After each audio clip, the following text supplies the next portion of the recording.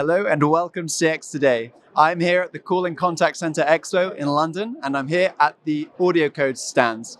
It's great today to be speaking to Patrice Mattez and Peter Broeckx from AudioCodes, and we're going to be discussing voice automation.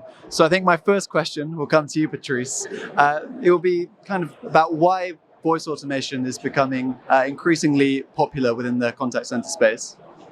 There is finally two main reasons in order for people to move to a contact center transformation using voice. The first one is about improving the customer journey, and on the other side, it's about cost savings. So by improving customer journey, it's a bit more than that. This is what I like to call a transformation experience instead of customer experience. And it's part of the digital experience, which is the way for the customer, to interact smoothly between different ways of communication, from starting from a text and then moving to a voice with click-to-call button, like the web RTC solution that we have. Then there is the customer experience. You have already enjoyed, I think, legacy DTMF IVR, where you have to push on one, push on two, this bad experience. So it's about improving this part, but it's as well about improving the employee experience. And by that, I mean that contact center is a very stressful environment. So if you can ease the process of offloading using voice automation, the tasks that are repetitive for the agent, and maybe helping the agent in the contact center space with real-time insights from a bot, from voice automation, that makes then sense in the complete, aspects of the digital transformation. And about cost savings, it's about remaining flexible as much as possible in order to choose the best accurate service provider or service, and as well to be able, to mix and match and work on the prices in order to reduce costs generally within the contact center. Yeah, I think that last point especially has really intrigued me, because a lot of people that approach voice automation may just kind of choose to work with their existing contact center provider. Is this maybe something that you would urge caution to them?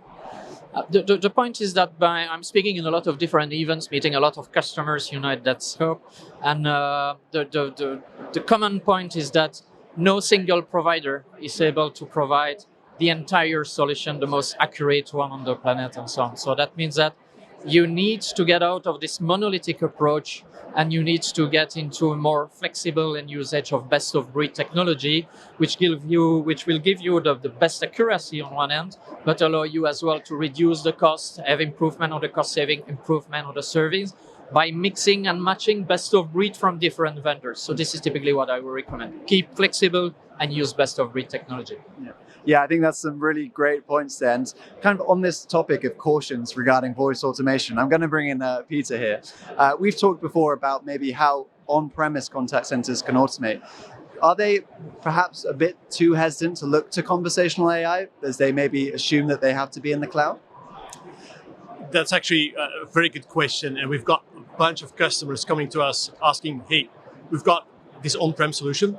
We can't step away from it yet, for a number of reasons. It can be cost, it can be integration, it can be complexity of transformation. Can we still add this automation first approach? So for those customers questioning this, yes, you can. And by using AudioCodes, you can easily connect your on-prem contact center to one of those bot frameworks that are out there. So yes, you can. Are they hesitant? A bit. They still got questions. And that's why a lot of them come to us to see how can we best do this. And that's where we are, to help them out and to consult and provide them some strategic guidance on how to do this, with who to do this, and how to connect this to their existing platform.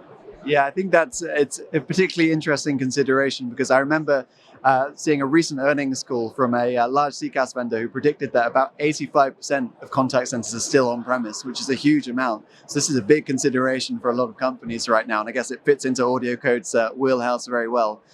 Just a final question to you both now is kind of, what advice would you give to a contact center or company looking to bring in voice automation? Stay the most flexible as possible within the choice of your architecture components. You have to fit with your existing infrastructure, but you have as well to stay open, because it's a very fast changing market. There is a lot of new things that are coming. For me personally, the only way to stay flexible is to work with a flexible partner who has the experience about voice technology since many years. This is why I will advise to work, of course, with us with AudioCodes today. Excellent. And I think you've got to try and find something else to say now, Peter. What would your advice be? Don't just look at it from a purely technical perspective as well.